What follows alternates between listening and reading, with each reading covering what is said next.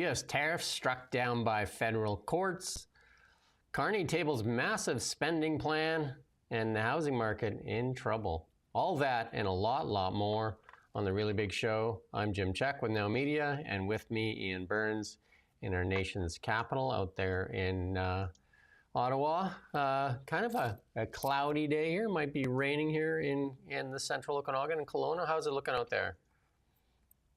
And there's potentially going to be storms as well. There's a storm watch right now in Kelowna. But here it's very bleak, very grim. It's like about 12 or 13 and it's been raining. Everything. The wheels have fallen off the weather here. I thought you were talking about the nation's capital in general. Yeah, it's appropriate right now. The King obviously brought some nice weather over, didn't he, from London? And now it's just grim. There you go. We're going to kick it off, though, right away. Obviously, this is a big story. You and I talked about this in the past. Why are they doing all these counter tariffs, and then why don't they just take it to court? And it sounds like somebody did take it to court, and the U.S. court struck down the U.S. tariffs and blocks those global tariffs. And if the decision holds, because they've already said they're going to appeal it, it would eliminate the 30% tariffs on China, 25% tariffs on Canada and Mexico, and 10% duties on most other goods. And that was a 3-judge panel at the U.S. Court of International Trade. It declared that the Trump administration had wrongly invoked the 1977 law imposing his Liberation Day tariffs on dozens of countries, and they were therefore illegal.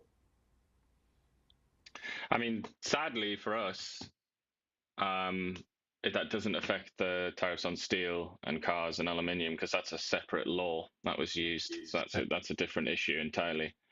But and that one is a bit trickier. Like that one might actually be legally sound.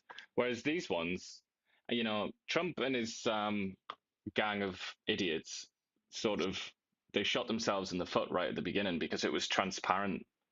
It was clear to everybody that there was no fentanyl crisis, for example, along the Canadian border. How many times did we talk about that? When that was first announced, we were just looking at that in dismay. It was just complete falsehood that the Trump administration was trying to push. And it was clear as well that they were doing it just as a kind of pretext so that they could pursue this tariff policy, which is really just a negotiation strategy as well. So it's like a multi-layered fraud that the Trump administration has tried to carry out against the world, basically, and it's fallen to pieces. Because he went there with his stupid little placard, which had the list on the reciprocal tariffs and all the rest of it, and it just had no connection whatsoever to his justification, which was that we're in an emergency. Obviously, that's not true, and going right back to the founding of the U.S. Republic, Congress has power over that, not the president, not the executive. So, in a sense, these were always doomed to fail. It was just going to be a matter of time. So now I think he's either going to have to switch over now to the thing that he's using to destroy Canada's auto industry and steel industry. He's going to have to switch over to that and try and push them all through that one, like sector specific, or he's going to have to try and pass a bill through Congress. And I really don't think. I think the shine has already gone from the Trump administration. There's no way he's going to persuade Republican congressmen to destroy their own economies in their own states. That's just not possible. So I think they look dead to me now, those reciprocal tariffs. There you go. And then Carney tabled his spending numbers. And, you know, this one here from Rachel Thomas from The Globe says the first, you know, it's worse than Trudeau. So much for the different approach. And then this one from Global, David Atkin there. Carney tables budget spending plan with few details. There's very few details in this, but it's a massive budget. Or not, it's not a budget, sorry, it's a spending plan. I shouldn't say budget. The budget's not coming to the fall. This is just a $486 billion spending plan with no real details. So basically a blank check. And it's there's a few absences in there that people are already talking about. Like, for example, the CBC, which was promised a massive chunk of change, wasn't it? It was promised $150 million. Yeah. But this only includes $42 million for the CBC. I don't know how they're going to survive on those pennies. But and there's some other ones in there that related to defense and stuff like that. It just isn't in there. So the thing is, not only is this like inaccurate, basically, but it looks like it's an underestimate, if anything, because they're going to need a lot more money, and all kinds of plans that he's promised, Mr. Carney, that he was elected on. You know, that presumably is going to need money. But in that interview with the CBC that we talked about yesterday, he actually said during he was asked, wasn't he, like, they want money, the provinces want money for these projects like pipelines, whatever, infrastructure projects.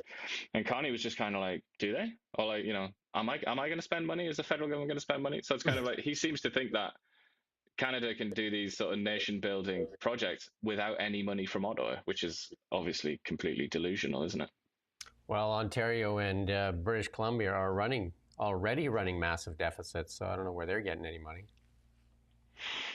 Well, in part because they've sunk so much money into failed projects over recent years, like with Honda and the rest of it. Yeah, billions of dollars in the EV related to this EV mandate. Canada Post, obviously in really big trouble. The CEO says that that it's on the brink. Canada Post is on the brink, and here we show some of this in this graph here that it reported a net loss in 2024 of $1.3 billion, and it's 841 million, and that's because they sold off a few things, but the real operating loss is 1.3 billion. And those financial losses since 2018 are $3.8 billion. And a lot of the stuff is down too. Parcels results sharply decreased due to the strike and intense competition, down 20%. And the great mail decline continues, because people don't send a lot of mail, do they? Do you send a lot of mail? I can't remember the last time I sent a letter, but. No, I mean now and then, but it's become an increasingly rare event. And I mean, it seems like it's rare to receive mail nowadays that isn't just junk mail, because Bills. Obviously most statements are through email now. Yeah, so it's just like with City, when they want money, they tend to send you a letter. But other than that, it's hard to think.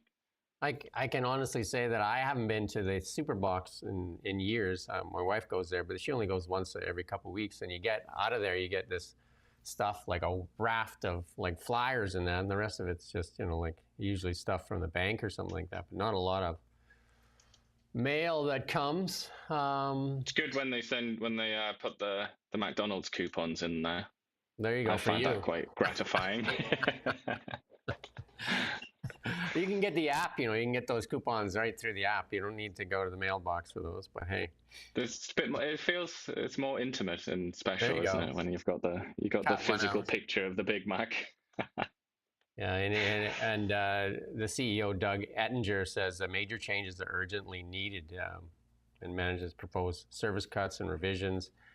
Yeah, I mean, it's a pretty dire situation. And then Canada Post presented its final offer to postal workers unions, and that final offer included a signing bonus, $1,000 or $500 for employees, depending on whether they are part of the urban or rural suburban mail carriers unit. There you go. How are they gonna? Well, I don't understand. Even this offer, which the union keeps rejecting, how are they going to afford even that? I mean, it's very scary times, isn't it, for this Crown Corporation? They're offering 6% in year 1, 3% in year 2, and 2% in both years, 3 and 4 for a 14% wage increase for a corporation that is losing money hand over fist. And if you read above there, it says that they lost about $200 million just from the recent strike over Christmas. So, I mean, $200 million for a company that's like already basically dead. It's just tragic, that, isn't it? Not good. Not good at all. Michael Barrett with some more pressure on Mark Carney there is in question period there. We're going to play this clip here.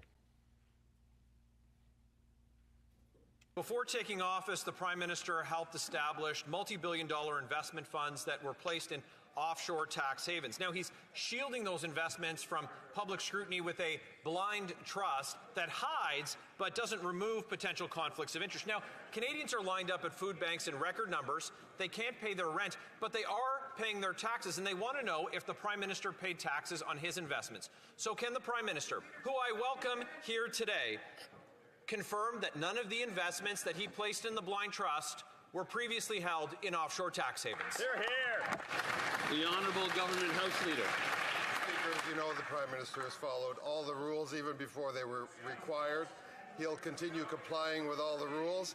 Opposition members like to distract Canadians with these hypotheticals and conjured scenarios. The fact is we have a Prime Minister, a new government, hard at work at creating opportunity for Canadians, the strongest economy in the G7, and reducing taxes. The opposition don't like that so much, so they dig dirt on day one. Shame on them, Mr. Speaker. We're going to continue our work.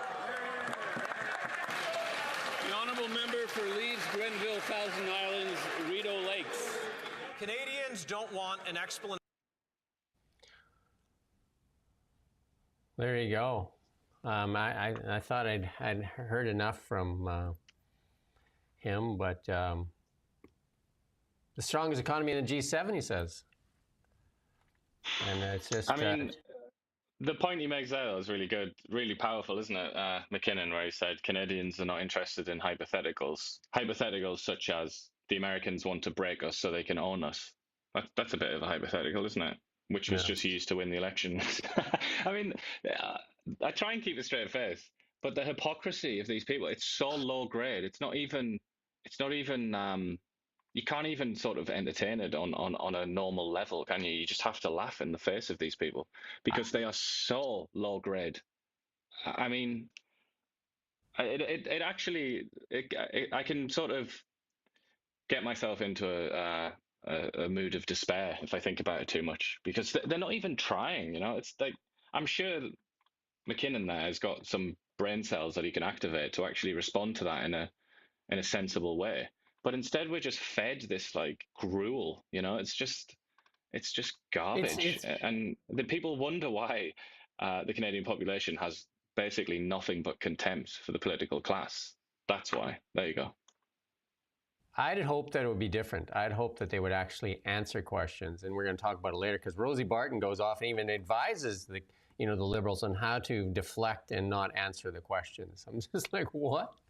It's like, that's not an answer to the question, and it's a question that should be answered. The disclosure needs to come through. That question there should be answered by the Prime Minister, but he disappeared. If you watched Prime Minister's questions yesterday, he disappeared. He answered questions from what's his name, Andrew Scheer, and then he buggered off, and that was it.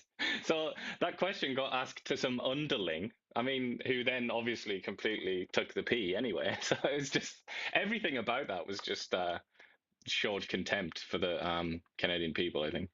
And then there's a tweet here from Holly Doan. The PM to date has declined to discuss his personal investments or tax planning by Brookfield Asset Management while he served as chair. And UK think tank for international corporate tax accountability and research called Brookfield Canada's top tax dodger. Yeah. Well, I mean, Brookfield's it's notorious. It's one of those companies. It's one of those multinational corporations that do all this sort of thing. It's like, you don't exactly need some think tank to tell you that. It's everywhere. You know, the evidence is everywhere that that's the kind of thing that Brookfield gets up to. Yeah. We got another clip here we're going to play here from the House of Commons. PM said Canadians shouldn't focus on pipelines. We'll tell that straight to the hundreds of thousands of workers who lost their jobs when these Liberals killed pipelines, LNG exports to allies, and capped Canadian oil and gas. Last year, 98% of Canadian crude went to the U.S., Canada's biggest customer and competitor due to these Liberals. But in April, the PM said he won't repeal their No New Pipelines, Never Build Anything unlawful Bill C-69 and ignores premiers and businesses. When will he repeal Bill C-69? Yeah.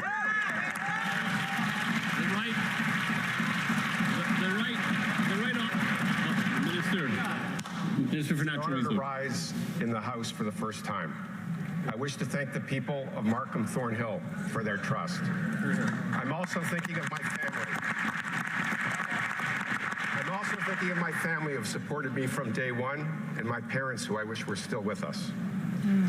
It's time to get many projects built here in Canada. We will cut red tape, fast-track projects, and approve them within 2 years. We will create jobs for Canadians and build the strongest economy in the G7. The honourable member for Lakeland. In 5 years alone, these Liberals killed 16 major energy projects and $176 billion in options to make Canada affordable, safe, self-reliant, and united. And half these ministers, they're the same. These Liberals must kill C-69, but they can't get their story straight. 2 weeks ago, the Culture Minister said Canada doesn't need more pipelines. Last week, the Energy Minister talked a good game, but just like right now, won't commit to concrete action. How can Canadians believe anything they say? Will they repeal Bill C-69? Yes or no? The honourable Minister of Energy and Natural Resources. The Prime Minister has been clear. Yes, we will support new pipelines if there is consensus in Canada for them. With American tariffs threatening our economy and threatening our sovereignty, we must protect our energy security. There is no question energy is Canada's power. It will help us build the strongest economy in the G7, guide the world in the right direction, and help us be strong at the negotiating table. We will win this trade war. We will make Canada an energy superpower. The honourable member for Ski. Why is he reading from a piece of paper if he's the energy minister? Doesn't he know these talking points? Why is he reading from a piece of paper? To make sure that he doesn't say anything that he shouldn't say. Like, he should know the stance on Bill C-69 and on whether they're going to build a pipeline or not. Why is he reading from a piece of paper? And he's one of the most competent guys in that cabinet, and yet he's reading from a piece of paper. I would say, yeah, I'm reluctant to slag him off, to be honest, because as you say, he actually has done something in his life and actually has some knowledge of the file that he's managing. And he's just he's come in, hasn't he, to do the job as a minister. He's not really come in to be a politician sort of thing. And it's I assume he'll get used to it, and he's probably a bit uneasy doing that. But I would say as well, again, in his defense, that he doesn't know the position on C-69 because there is no position on C-69. I think it's deliberate ambiguity because they don't want to say anything about that bill. They don't want to say anything really about pipelines either, do they? So he's kind of restricted in what he can say by Mark Carney, who's the boss and who decides all this stuff. So I feel like he's kind of in a bit of a straitjacket, and he also kind of doesn't want to be there anyway. He just wants to be an administrator rather than a representative politician. So in a way, I'll let him off the hook a little bit there. But what you can't do is let off the government. You can't let Mark Carney off for not having a position on C-69. And obviously all the Conservatives know that, which is why they kept asking that question with such glee over and over again. And they're going to keep doing that because they know, they all know each other. It's a very incestuous affair, Parliament. And they know straight away, they sniff that out right away that they don't really have a position on C-69. And yet that is an important issue in the country right now. So they're putting the pressure on. And eventually we're going to find out. But as we've said numerous times, once he does declare a position on that and on other things, he loses support from certain sections of the country. So he's reluctant to do that too soon. Yeah, I know the reading of a piece of paper definitely does not help his credibility there in managing that portfolio. And that is the question that needs to be answered in Canada. When, to quell all this separatist talk, when will they commit to a pipeline? Never would be my theory from where I'm sitting right now. I don't think they want to do that. Otherwise, they would have said they wanted to do that. And when he says when there's a consensus, then we'll build one. I mean, anyone that's been paying attention for the last couple of decades knows that you can't obtain a consensus because there's always some malcontent that will be upset about it, every single time. It's guaranteed because it's a controversial issue. You always have people that don't want to do it. So if you're saying we'll do it when everyone wants to do it, that's the same as saying we're never going to do it. Right. Exactly. And then, Carney talking about fast tracking and some of the provinces talking about fast tracking. And here's the Bloc swinging the hammer and saying, not so fast, as Blanchette. Because, the NDP don't get to sit on committees now. So the balance of power rests with the Bloc. Yeah. That's going to be great news, isn't it, for Canada? Yeah, so it's going to be slow, and they're going to have to rewrite the bills and stuff like that. And the Bloc is going to use that hammer, and the NDP is basically frozen out of the committees because it doesn't have official party status because it doesn't have the minimum 12 MPs. That was like a big mistake by Jagmeet Singh there to throw his party away for what? For his pension?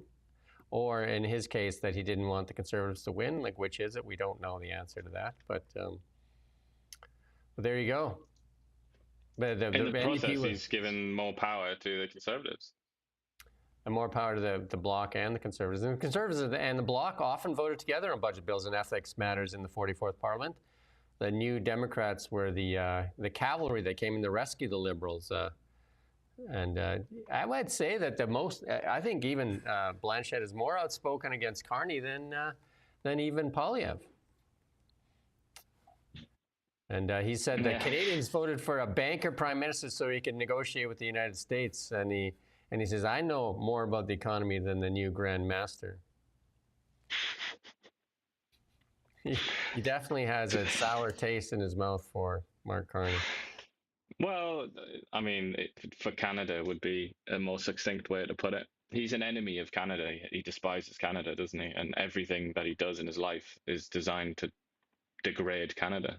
So. Yeah, he has one focus, Quebec, and Danielle Smith gets burnt when she talks Alberta first, but Blanchette never gets torched by the CBC for their Quebec first, and it's not even just Quebec first; it's Quebec only. Never mind Quebec first, right? That's just one of the many double standards that exist in Canadian society, really, because Quebec is given special treatment in absolutely all ways, including when it comes to criticism. They're not criticized. And I think really it all boils down to fear in many ways. I think the likes of the CBC and other sort of members of the elite, let's say, they're scared of Quebec. They don't want to touch it. They just want to give them everything that they ask for and hope that they shut up. And then more on this fast tracking. National Chief says First Nations growing frustrated with this fast track approach. The head of the Assembly of the First Nations has said First Nation leaders are being disrespected as governments across Canada pledged to fast track building projects to boost the national economy in the face of the U.S. trade war. National Chief Cindy Woodhouse Nepianic says she doesn't blame them, adding if we're not able to table a meeting making decisions right off the bat, this is what happens. It causes Canadian government more problems later. And then Jody Wilson-Raybould actually weighed in as well. And she said Premier Eby and his BC NDP government abandoned the path of reconciliation by arrogantly passing Bill 15. Appears Prime Minister Carney is following the same wrong-headed fast-tracking approach. Building Canada Strong will lead to protests, uncertainty, and conflict. And once again, I could say the same thing about the First Nation or some of the First Nations. You've always got to differentiate because there are actually quite a lot of First Nations that are very rational and very they desperately want economic growth. So I don't mean to include them, but generally speaking, a lot of First Nations groups are that's just a sector of Canadian society that the elite, the political class and all the rest of it are just afraid of. They're scared of them. They don't understand them. And they have a deep sort of fear. And as a consequence, again, it's the same. They hope that they can just give them everything they want and that they've shut up and then they don't have to worry about it. But I mean, right from the very beginning as well, we said that these two groups, Quebec and the group of First Nations that always get upset about everything, they were always going to reject this like plan to rebuild Canada and all the rest of it. That's kind of why we're in this position in the first place. That's why the Canadian economy is so dependent on the US, why it's north-south, why it's so weak in so many ways, because the country is not really, well, many people don't even call it a country, you know? That tells you everything you need to know. It's so loosely bound together that all it takes is one of the main groups, one of the sort of essential groups, to say no, and then it doesn't happen. And the political class is so cowardly that they don't dare push back against any of them. And here we are. And here, let's talk about the economy. Ontario mortgage delinquency at the highest level ever recorded. Equifax says delinquency is up 71% year over year, and started tracking mortgages in 2012. And then that terrible. In the 7th consecutive month, this is the CP story, of record all-time lows for new home sales in GTA eclipses 1990s downturn. And then, you know, basically they're saying, you know, like, it doesn't really matter how low interest rates go. If you're worried about losing your job, you're not rushing out buying a home. Like, you're not obligating yourself to new debt. And that's the trouble right now. Like, the economy is, people are so unsure of what's going on. I mean, I talk to so many people, and this is the thing. It's so many of the politicians in Canada are politically or ideologically motivated, and they don't look at the economy as the first thing. They think that even when they reach into the United States, like, you know, the BC NDP is like advertising in the United States for nurses and doctors, and thinking that everybody down there is politically motivated too, that they just want to escape Trump and they're going to come here for half the wages and double the taxation, and then abandon all their friends, their relatives, and all that, and come for, like, I mean, the climate's usually worse here, depending on where you go, because they think they're so politically motivated, given most people are motivated by the economy and putting food on their own table.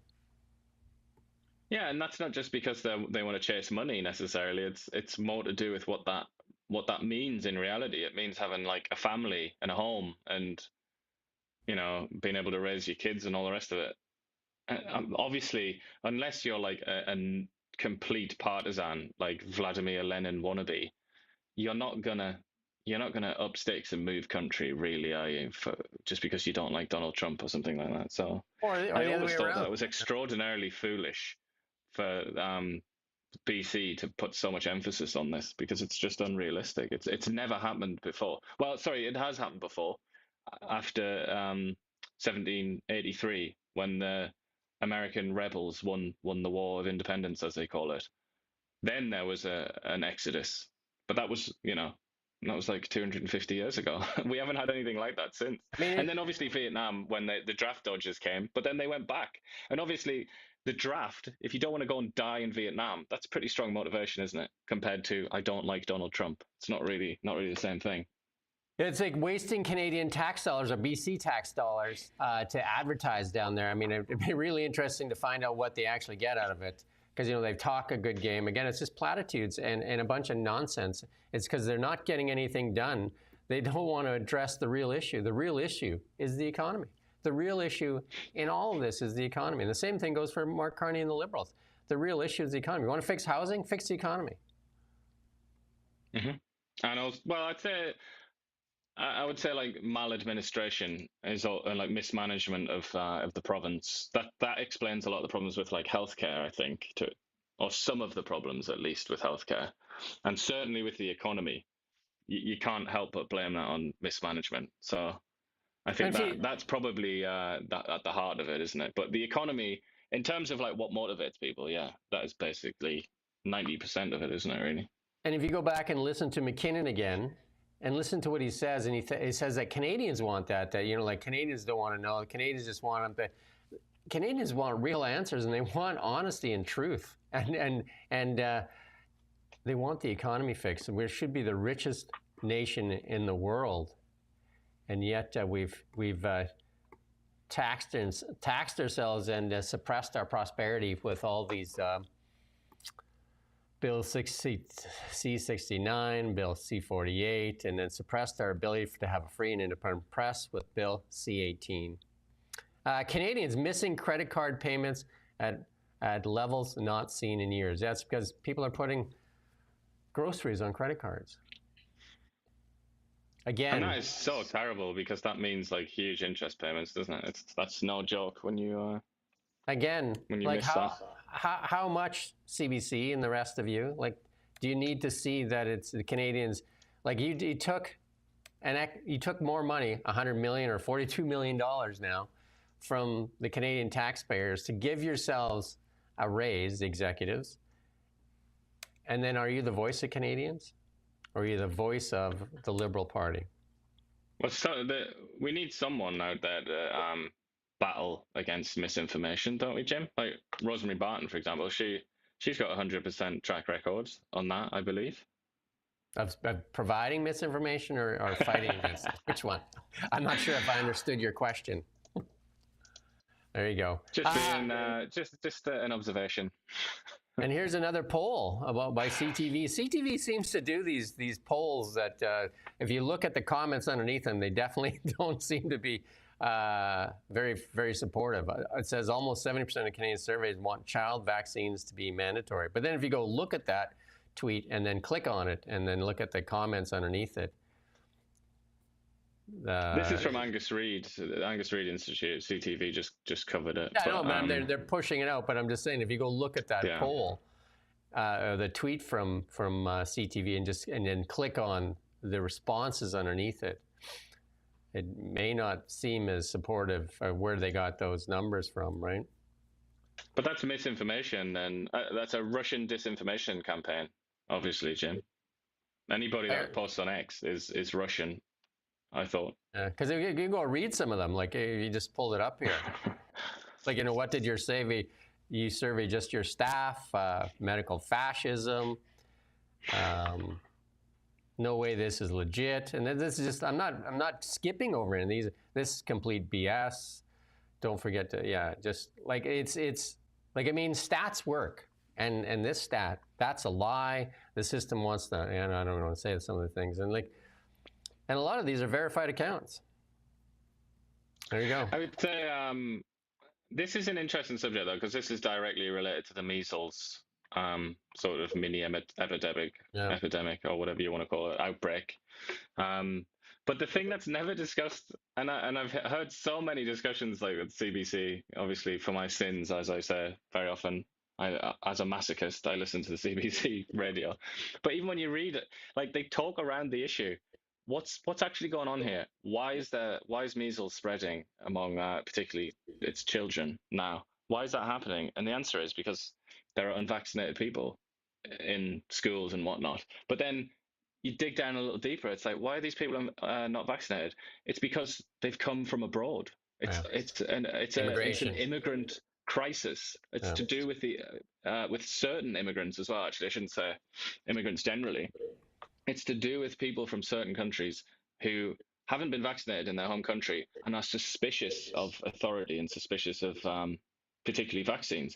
There are places in the world, like infamously and tragically in Pakistan, rural Pakistan, where it's one of the most dangerous jobs that you can do in that country is to try and go around and vaccinate kids against polio, because people will literally try and kill you if you do that. That's how anti-vax. That's what real anti-vax looks like. But obviously, a lot of these people we have from all kinds of new countries, like new demographics. People are coming to Canada and they're not vaccinated. They don't trust authority, and they're not going to get vaccinated. And lo and behold, now we have a measles epidemic.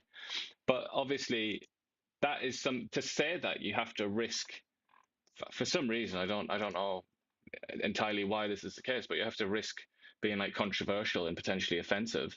And the Canadian media establishment is so spineless that they don't dare say anything like that, really. But that's the kind of great truth behind the scenes that isn't really ever being discussed here. And Manitoba declared a state of emergency for wildfires.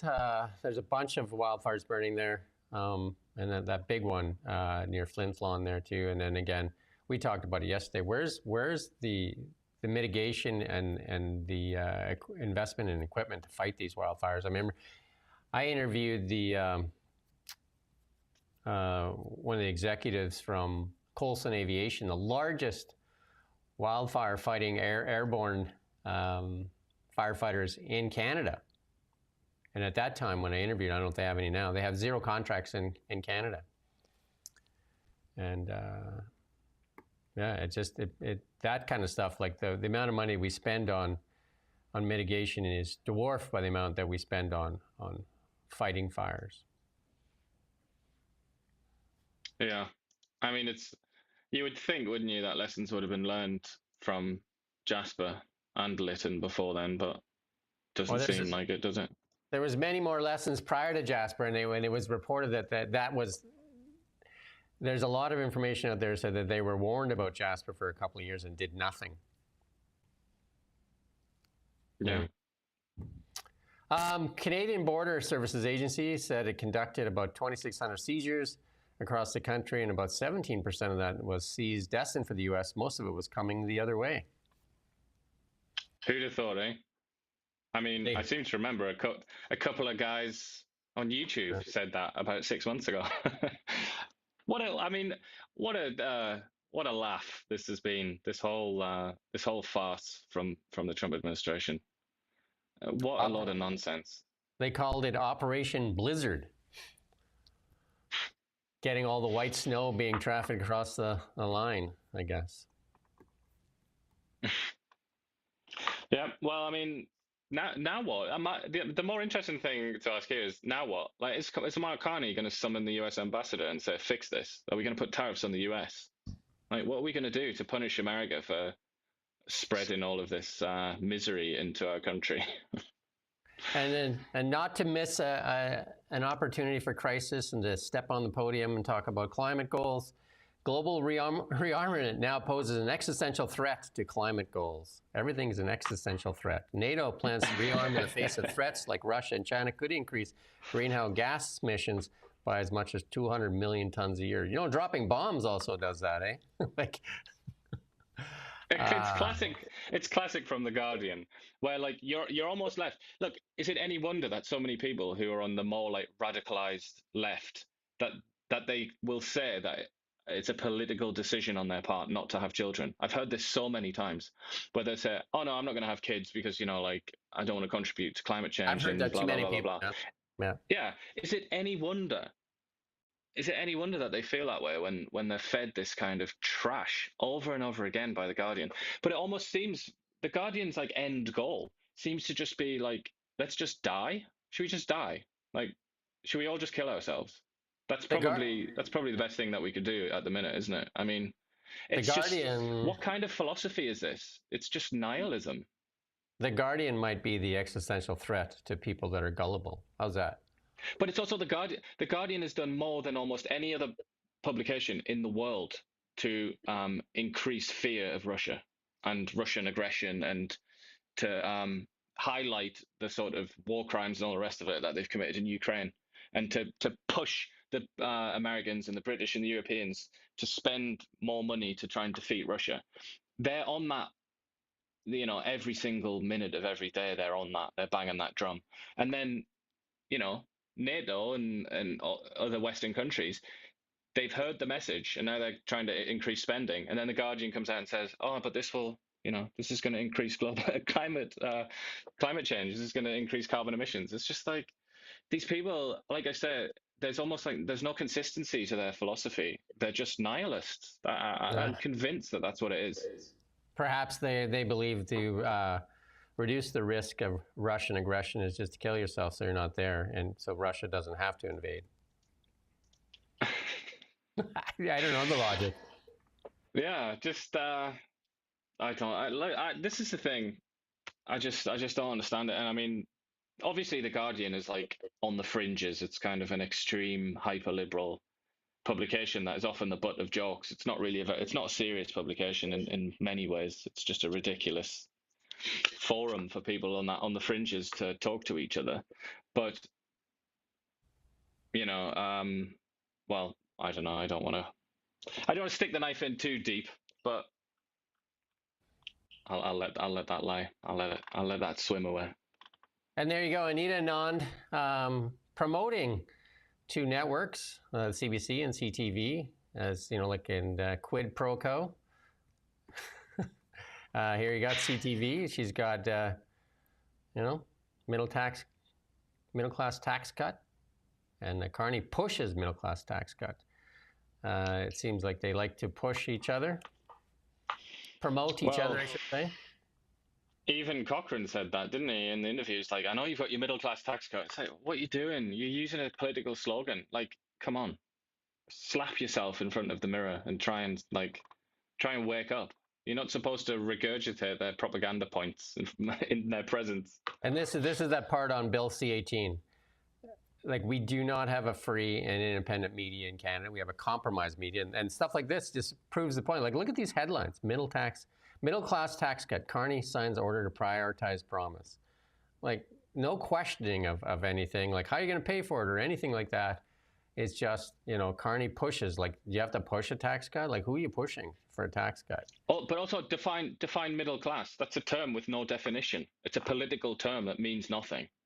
Yeah. And this is how the CTV and the CBC have revealed that they've just swallowed the political messaging directly emanating from the Liberal Party. They've just gobbled that all down and regurgitated it like idiots. What does middle class mean? Who's going to explain that? Is somebody at CTV sat there and thought about that? I don't think so. They've literally just regurgitated the trash that's been poured down their throats. And then this is a journalist out there, I think an independent journalist. Ottawa, spend more of your money on CBC, and imagine if it takes $2 billion. And she's not a fan of the CBC, and we're not either. As of fans of journalists getting paid by the government, because obviously it compromises them, and the government selectively decides who to fund and who not to fund. That in itself should raise questions for people. But this thing, you've reached out on this. This is Marco Rubio put this out, announced that U.S. will be denying visas for foreign officials who attempt to censor Americans or American platforms. And this is a lawyer here, Eva Chip. I don't know if I can spell it, Chipiuk. She says that it could deny U.S. officials like Stephen Guilbeault from traveling to the United States. I wonder, and you reached out to the U.S. State Department on that and see how that affects Bill C-18. I did, and unlike Mark Carney's press team, the Prime Minister's office, they responded very rapidly and said that they're looking at it and they're trying to come up with a response. Very interesting, isn't it, that the U.S. State Department, which is basically like the colonial office, it's the headquarters of the American empire, probably next to the Pentagon, like the most important institution on earth, or consequential anyway. And they respond to little old me when I send them an email. But Stephen Guilbeault's department, which is just completely made up, pointless, Canadian culture or whatever, doesn't even do anything. They won't respond to my emails, and then the PMO won't either. I mean, it's stuff like that. Yeah. It's that should be a source of great shame. There's not just to the people involved, but to Canadians in general. There's a lack of respect in Canadian politics for the press. They selectively decide who to fund. They selectively decide who they're going to answer. And lots of times they don't answer anybody. They don't believe they're at the answer. And again, as much as many people don't like Trump, he puts himself out to the press almost every day. And like you said, the U.S. State Department responds to you in a matter of less than 24 hours. You got a response almost immediately. Well, yeah, I mean, no, it was within an hour or less than an hour where they just said, all right, when's your deadline, like blah, blah, blah.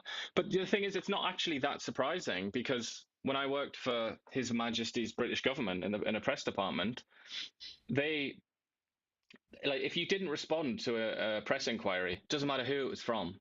It could be, it could be from somebody that barely speaks English. It could be for some blog. It did not matter who the request came from. If you didn't respond within 10 or 20 minutes to say, I'm looking into this for you, friend, then the press officers, like the senior people in the department, would be on your case right away. And it's like, what are you doing? Why haven't you responded? It's like, just bit. And I'm not trying to say that they're like hyper competent. They're not really. They're just ordinary people, but they have a culture of just getting things done. And actually, your job as a press officer is to respond to journalists. You don't really have any other responsibility. So to think that I've sent God knows how many emails now to particularly the PMO, and they've just completely ignored it. I mean, that's just so contemptuous. But it's also, what kind of a work environment do they have there? That just stinks. It stinks of like mediocrity and immaturity. Yeah, and that brings us to the Online News Act, Bill C-18. I don't know how they can argue that it could still not be repealed, and yet that's, I guess, the way they do it is just not respond to it. Yeah, and it's perfectly rational. It makes sense if you think of it from their perspective, because the people that they decide that they are going to respond to, like CTV and all that, they're never going to ask that question because they don't care, because they have skin in the game. On the other side, they're not bothered about C18. Then they don't have the like. I mean, in CBC, I've done a couple of stories on it, but they're not really bothered about it either. They don't really care. So it's perfect for the Liberal government because they'll just ignore any emails that they get from people who might be curious about it, and the people whose emails they don't ignore aren't curious about it. So yeah, they so just rock on.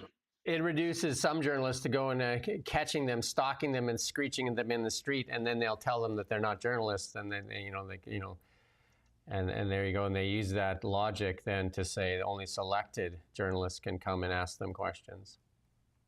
Only the well-behaved individuals can be allowed in.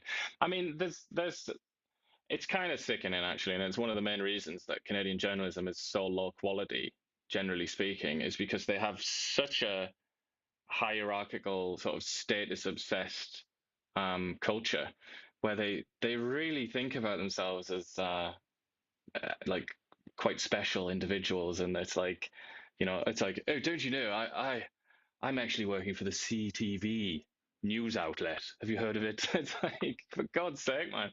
I think whereas in America, it's like, it's a real hustle and bustle, and it's just like whoever shouts the loudest, whoever gets the story and all the rest of it. It's a lot more, well, as you'd expect from the Americans, it's a lot more democratic, whereas that's not quite the way it works here. The U.S. government has ordered U.S. embassies worldwide to immediately stop taking student visas.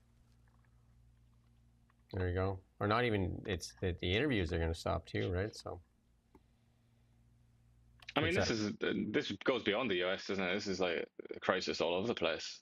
Mm-hmm. Because that's not what universities, even though a lot of the university administrators come out now and they're like, oh, this is the end of the world. And also it's like, this is not why universities were created. It's not what they're for. They're not supposed to be just ways to make money off foreign students. Like that's not the purpose. And I think it's finally got to such a ridiculous extent now. It's so severe now that people have started to notice and complain about it.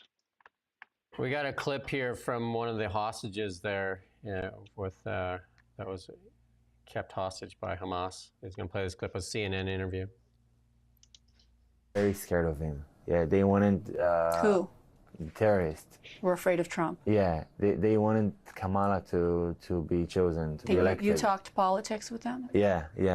They wanted Kamala to be elected. When Trump became president, the way they treated us changed.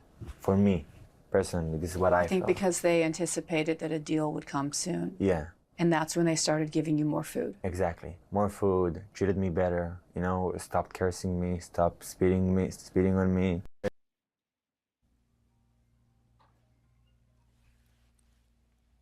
Interesting. Yeah. There you go. See, we've got a heckler. We've got a digital heckler there. I see Kalina.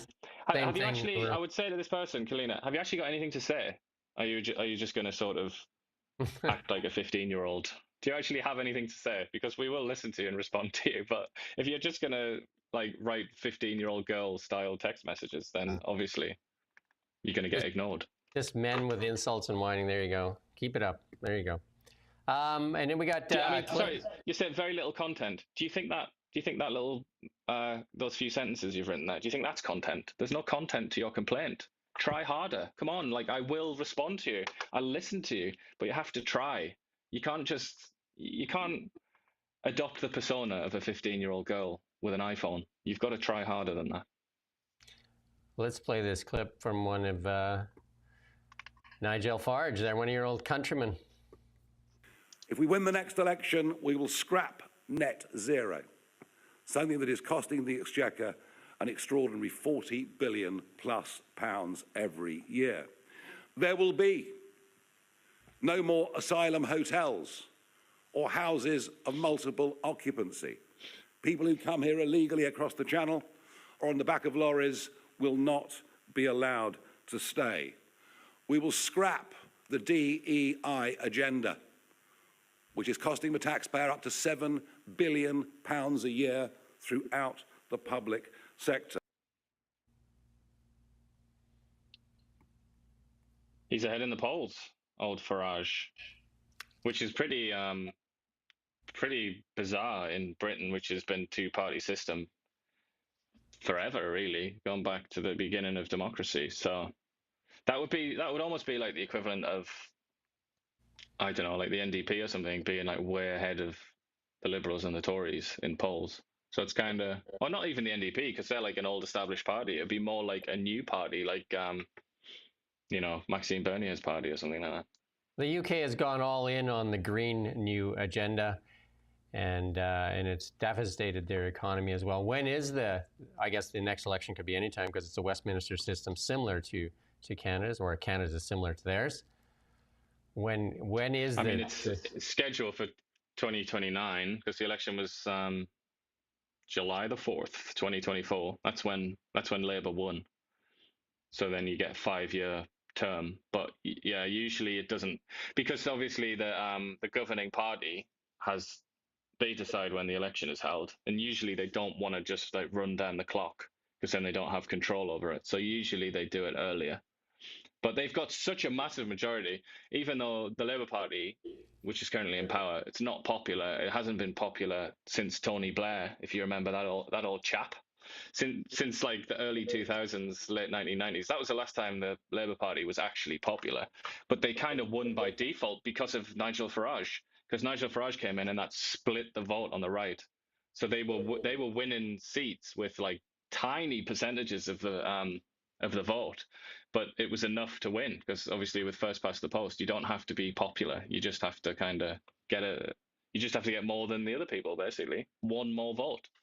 But yeah, I mean, as things stand right now, the Labour Party looks like it's going to be absolutely annihilated, just left with barely anything, and the Conservative Party, while Farage kind of sneaks through the middle. And again, the message there, it's the economy. Things are really bad in the UK. We've done a few stories on it. It's really bad in the UK, and it's getting really bad here in Canada. Yeah, and the saddest thing of all, as I keep mentioning, is that Mark Carney seems to model himself on British politicians. He's so plugged into the UK, and he's got a British wife. He had British nationality. Don't know if he still does. Worked for the Bank of England. His brother is in charge of Kensington Palace. He's a strangely passionate Anglophile. He's very interested in England, and he acts like a British politician. So I would, yeah, it's kind of like it can be a warning sign for us here to look at Britain.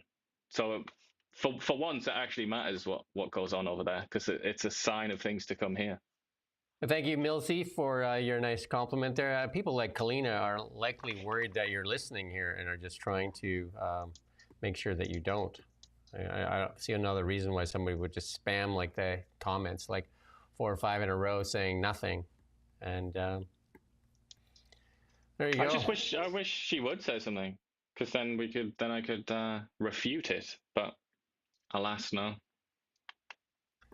And we have a clip here from Stephen A. Smith. I listen to him quite a bit, actually. He's on the left side, but he's definitely going after the left here. And he's talking to Jake Tapper and Alex Thompson, I think it is, on that book there. Let's play this clip here. Because that hatred for him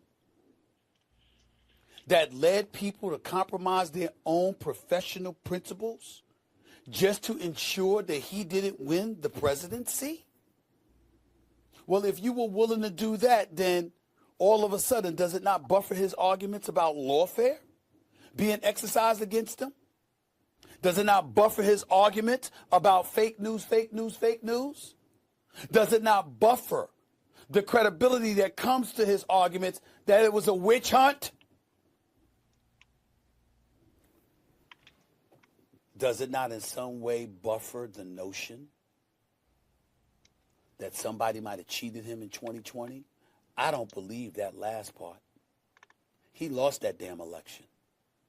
And I get that. I'm talking about him genuinely feeling cheated, as opposed to knowing he's lying because, oh my God, the numbers say so. Why should he give a damn? The rest of us, yes. Why should he give a damn about the numbers?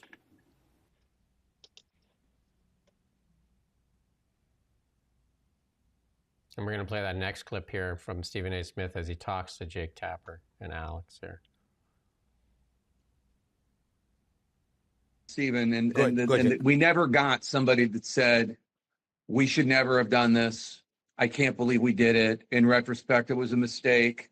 How arrogant we were. I mean, even, there was a top White House aide who acknowledged to me that this short 10, 15-minute interview I did with Joe Biden in October 2022, he would not have been capable of doing in October 2023. That admission was stunning to me, but it did not come with, and we really made a mistake. We shouldn't have run him. What an error. I can't believe we did it. It didn't come with that. It came with, but we thought that he was the only one that could beat Trump, blah, blah, blah. So I think that most were telling the truth as much as they had come to terms with it themselves. But I do wonder where they will be in a year.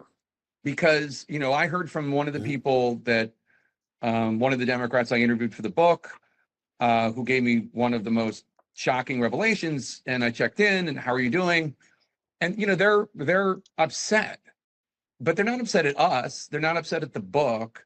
They're just upset that it happened. And now everybody's talking about it. So I still think that I think they're still working through a lot, don't you? Yeah, there's gradations of honesty. There you go. Lots of people attacking Jake Tapper and Alex there, saying they're just profiting off of something that they were complicit in. Jake Tapper does most of the talking, but he's definitely out there flogging that book. He's on every interview he can find, and he's actually trying to defend his actions and the legacy media. And he does say that the conservative media was right. And, he says, he looks back with humility as what he did.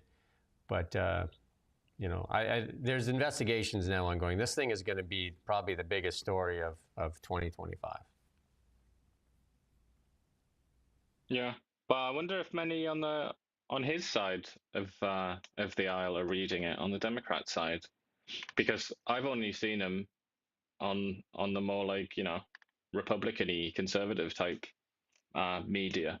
Haven't really seen him do much on the lefty media. Well, I've seen quite a bit of it, but CNN flogs the book all day long. Like almost everybody on CNN is flogging this book, and they're trying to distance themselves from what they were complicit in by saying, right. "Look, we're the ones who broke the story." Any of them are any of them actually reading it though, like on the left? Because obviously he wants to sell copies. I just wonder if any of the people that voted for Biden passionately and continue now to despise Trump and all the rest of it, are they going to read that, I wonder?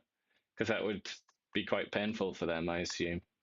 I think the biggest revelation in all of this is I think most people with their eyes and ears and common sense recognize that Joe Biden was not the Joe Biden of previous years, is the use of the auto pen. I think that is going to be the big story, like who authorized it and who was actually running the executive branch of the United States, the most powerful country in the world. Yeah, I mean, it was a shambles, wasn't it? And it was at times, it was painful to watch just from the outside, wasn't it? And then one of the things that you and I talked about, the Biden administration got more done after they lost the election than they did in the previous 3.75 years. Like the last 100 days was just full of orders and pardons and everything. Like so much was signed and done in the last 100 days there. Wonder why. I don't think they expected to lose, did they? No. Anyway, nobody seemed to expect them to lose except Trump. We're going to switch to BC and local news here. And this is a big story. And this Instagram post by this doctor, this local doctor here, has gone viral on social media, and we're going to play it for you.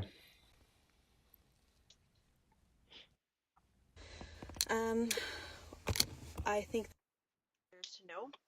So as a parent and as a physician at Kelowna General Hospital, I think our community should be concerned about the current pediatric crisis that we're having. And I don't think that the media and IH is putting out information that is completely accurate.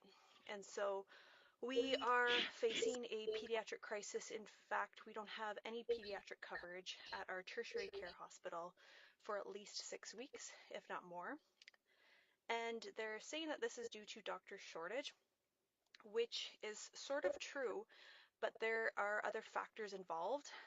If you can imagine, one pediatrician is responsible for covering the pediatric ward, which is 10 patients, all pediatric psychiatric patients under the age of 11, every sick kid that comes into the emergency department that needs consultation or admission, the entire neonatal intensive care unit, and they're responsible for being at every C-section and every delivery that could require support for baby. So that's 5 different places that our pediatricians are required to be at once, and there's only one on at a time. And so for years, they have advocated saying this is an unsafe work environment for patients. We need one doctor on for our neonatal unit and one for deliveries, and the other one for the emergency department and pediatric care. And their voices have been silenced. And so we're having a doctor shortage because they're worried about putting their own moral and professional integrity at risk, as well as patients. So for example, I just got off my shift in the emergency department. We have a sick kid in our trauma bay from an asthma exacerbation. That pediatrician is helping me getting their airway ready, maybe for a potential intubation, and then they get called to a stat C-section, and then their pager goes off again and there's a seizing baby in the NICU. Which child are they going to leave? Which child will not get their care and attention? And that's going to have negative consequences for that child and also for that physician.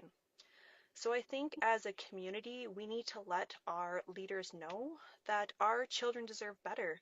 They deserve to have adequate coverage and physicians that care about them. We have over 20 pediatricians here in Kelowna. It's not that we have a doctor shortage. They just are working environments so that they can treat your kids the way that they deserve to be treated. So let's raise our voices and let's get this crisis sorted out with real change. And I think we can all do our part.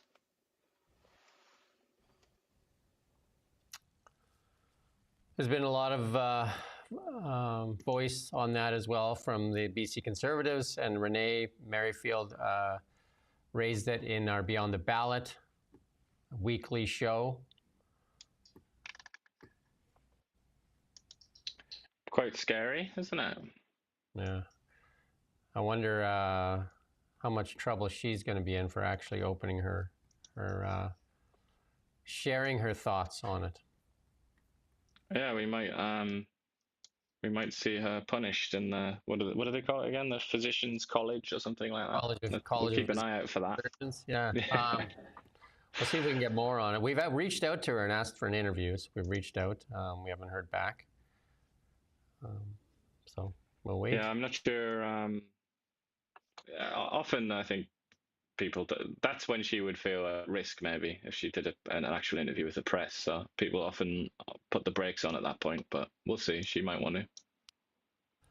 And in this ostrich cull case, minister says the CFIA following due process, and that's the federal agriculture minister says it prepares to cull the 400 ostriches at the BC farm.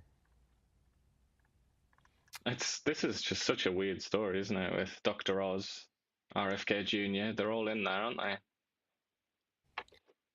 Yeah, and then he asked about the U.S. interventions in the case, and Heath McDonald says he doesn't think it's appropriate for a major decision in Canada to be made by following social media, and he says he feels sorry for the farmers, but there's an obligation to protect Canada's industries.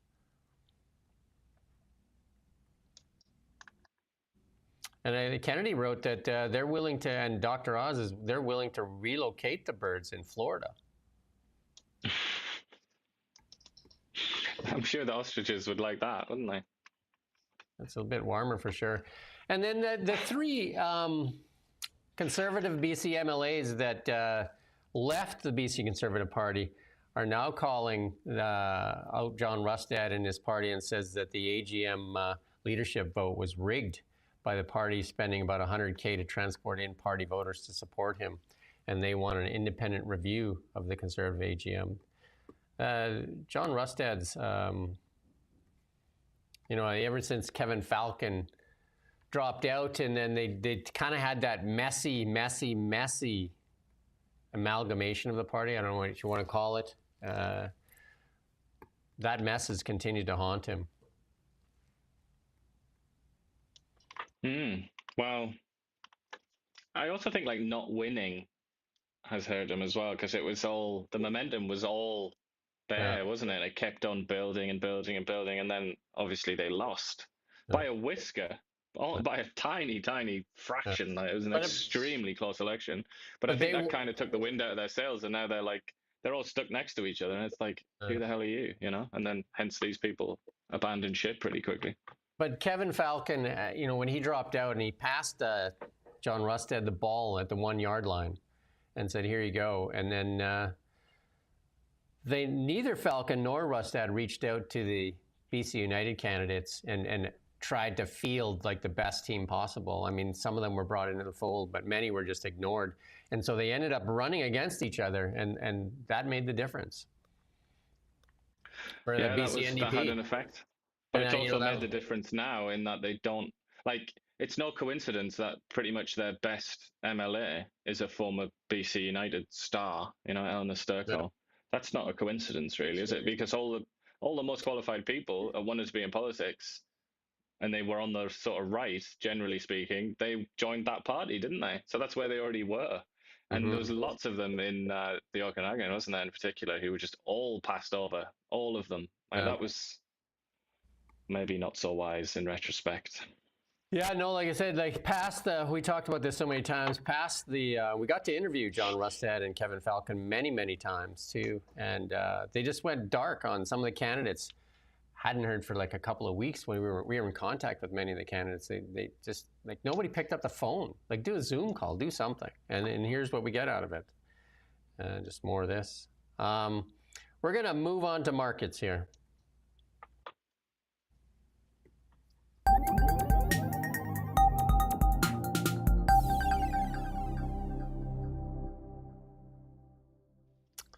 And this is our market segment of the show.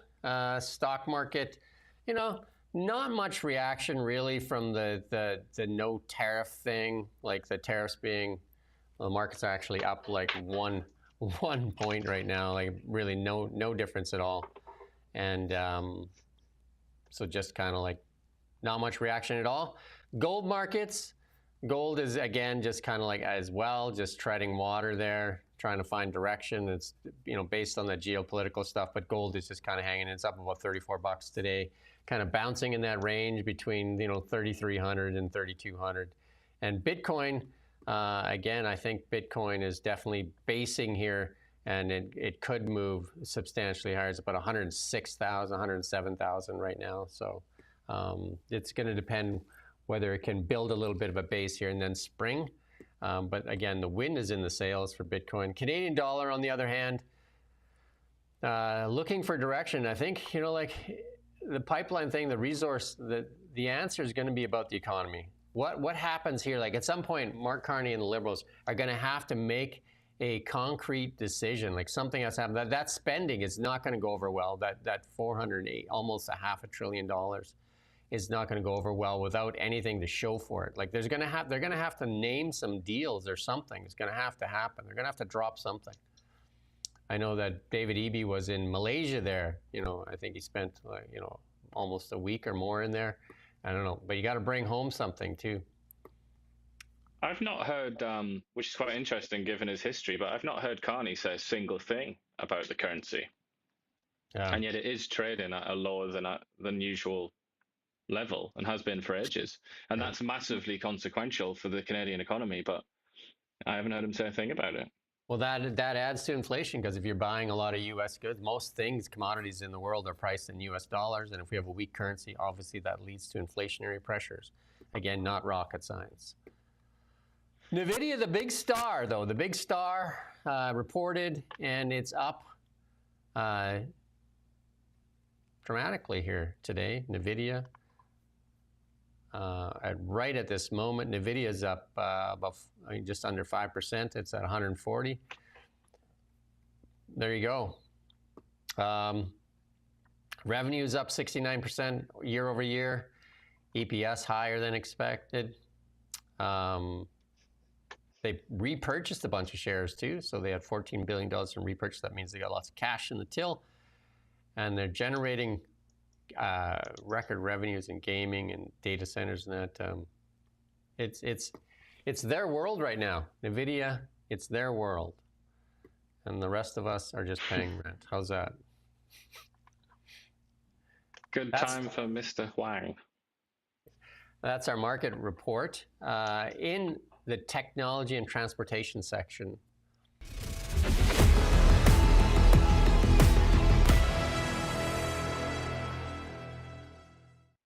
In technology and transportation, Robo-taxi will be a game changer for transportation. Lots going on with that. So Tesla's driverless fleet drops June 12th. That's when it actually apparently goes officially. It starts to launch its first Robo-taxi service in Austin. And with 10 fully autonomous vehicles and scaling up fast, no steering wheel, no pedals, no driver. And right now they got Model Ys driving around there with a Tesla engineer riding shotgun in the passenger seat. So there you go. And also it's only adding two to seats, that, though, isn't it? I'm not wrong there. It's What's only that? 2 seats, isn't it, in the Robo-taxi? I'm trying to remember if there's a back seat or not. Because that's something I don't really understand. I think that'll be a tough one. I think there's a But back. there must be a reason for it. Yeah. I think it's like a couch in the back. I can't remember just from the. But also the Model Ys and the Model 3s will be joining the Robo-taxi fleet as well, because they'll be the same. So it's not just going to be the cybercabs that will be doing Robo-taxi. And now Robo-taxi gets green light for paid service in California. There you go. So it's approved in Texas and now approved in California. Test vehicles with the marking is official approval for paid Robo-taxi services in California. There you go. And starting June 12th, 10 to 20 Model Y Robo-taxis in Austin. We already said that. And then Elon Musk said for the past several days, Tesla's been self-testing the self-driving cars with no one in the driver's seat. We already said that as well. So next month, this is the big one. Next month, when you order a car in some areas, it'll self-deliver from the factory. It'll drive to your house. How's that? It's pretty cool. You'll have to order one just to see how it works. And then we got Jensen Huang. It's Jensen Huang's world, but he's got something to say about Tesla here. Let's play that clip.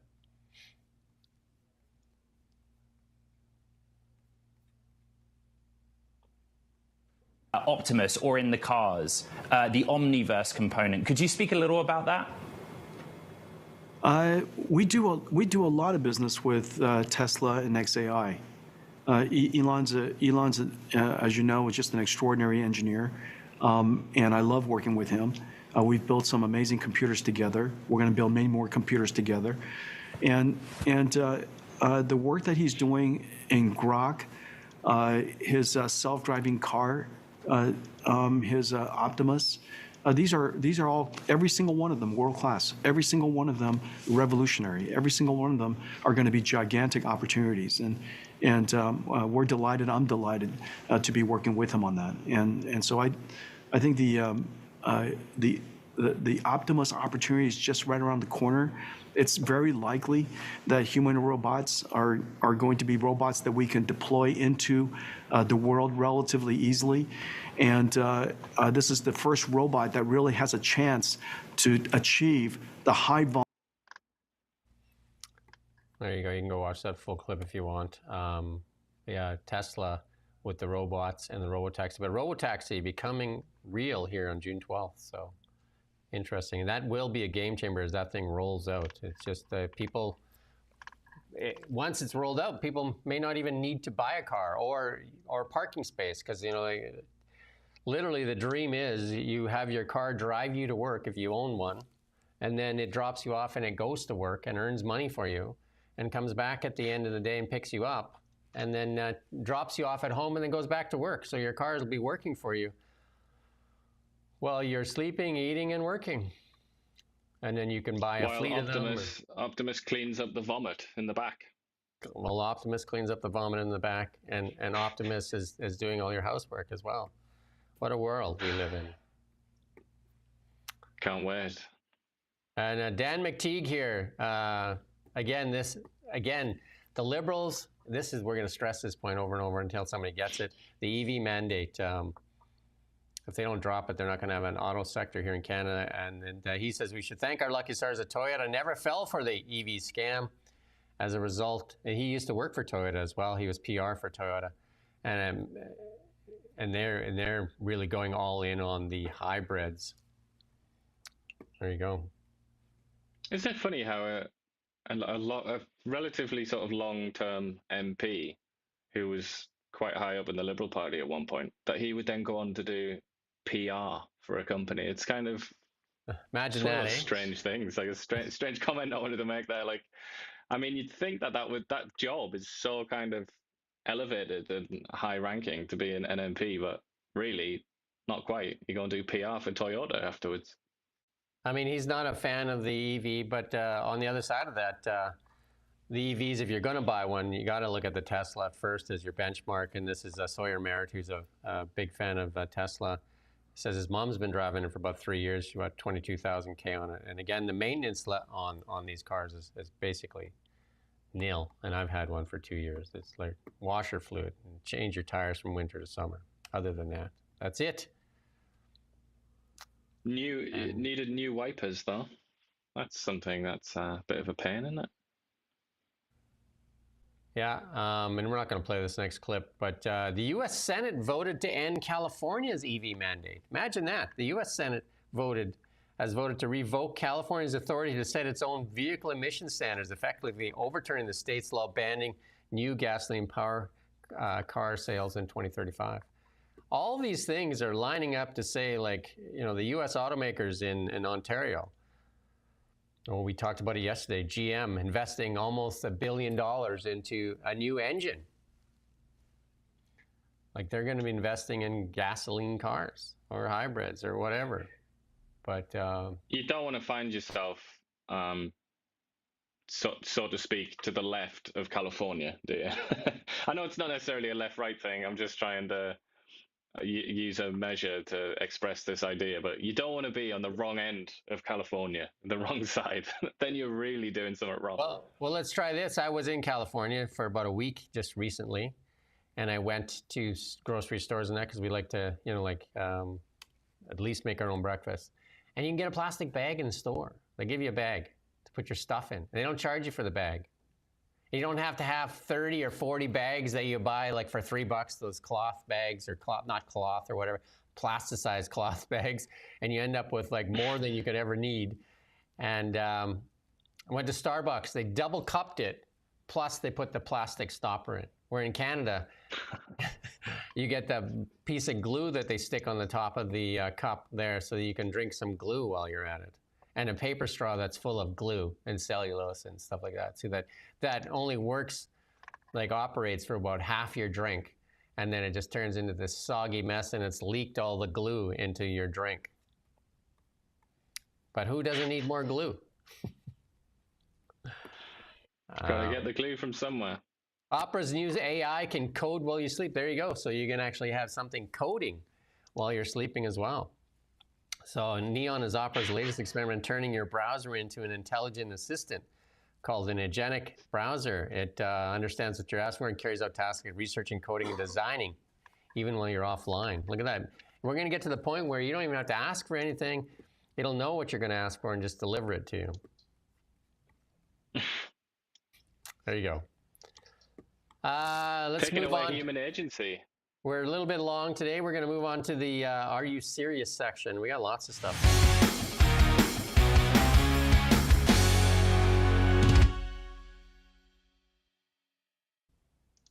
Lots of good stuff in our Are You Serious section. And government is the problem, not the solution. And an oldie but a goodie from Ronald Reagan, one of the more fiscally responsible presidents in the United States. He's going to play a little clip here from Ronald Reagan in his earlier days. And if government would shut the doors and sneak away for about 3 weeks, we'd never miss them. How do you see the thing? How are we going to get out of this? Well, Johnny, I think that one of the things is that people keep looking to government for the answer, and government's the problem. First of all, the American people, if they would just take a little inventory and look around, you triple our troubles, and we're better off than any other people on earth. And we've asked so much of government, and we've gotten in the habit over the last 40 years of thinking that government has the answers. There's very little that government can do as efficiently and as economically as the people can do themselves. And if government would shut the doors and sneak away for about 3 weeks, we'd never miss. There you go. And most of the people on the left want more government, want more intervention, want the government to dictate everything. Guys like Ronald Reagan and the people that believe like that think the government is a problem. He had a really famous saying where he said, when the government says, we're here to help, we're from the government, he said, that's when you should run. I should say, though, for all of his impressive words and excellent delivery, when he was actually president, he massively increased the deficit and massively increased the debt. In a fiscal sense, in terms of fiscal responsibility, Ronald Reagan was one of the worst presidents in the history of the United States. So that's interesting. A big difference between what he said and what he did. There you go. Benny Johnson, he put this out here.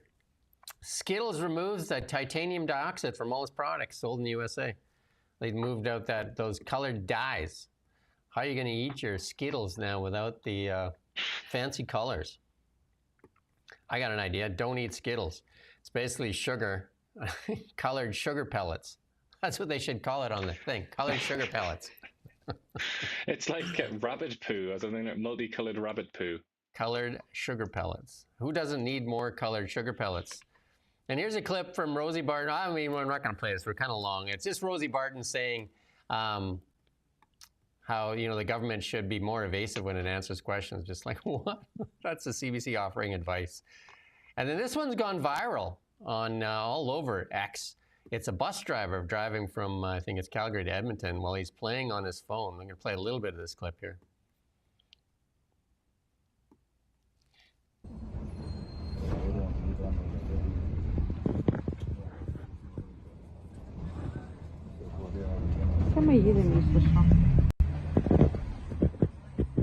That's good. And then this goes on for a while. Somebody recorded like maybe he's playing Candy Crush and maybe he's just trying to get to the next level. Who knows? Maybe he's playing Grand Theft Auto, trying to learn how to drive a bus.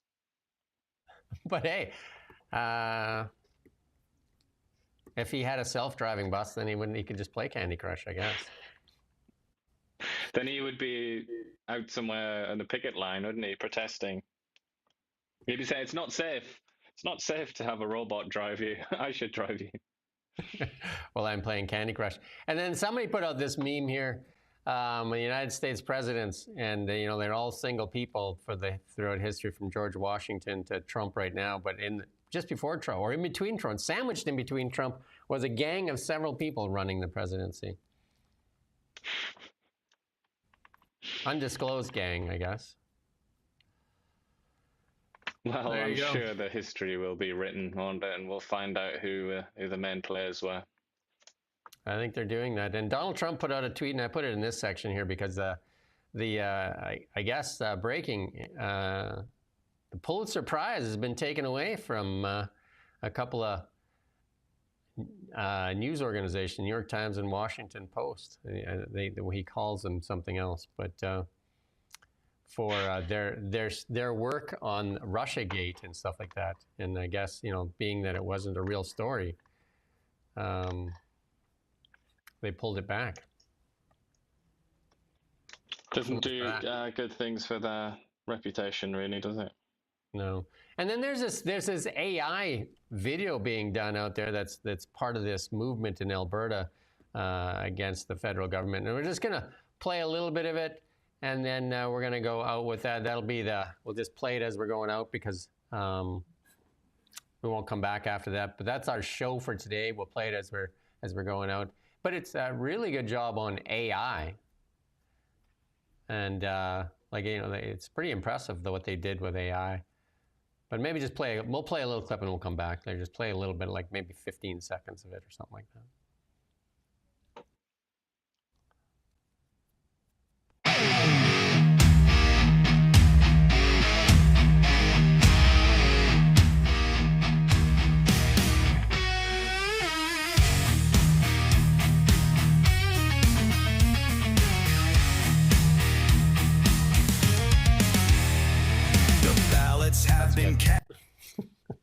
You can go find that if you're interested in watching. It's quite long. I think it's like 2 or 3 minutes. But like a couple of reasons, it's you think of the like getting messaging out there for different things, like the way that AI put that together.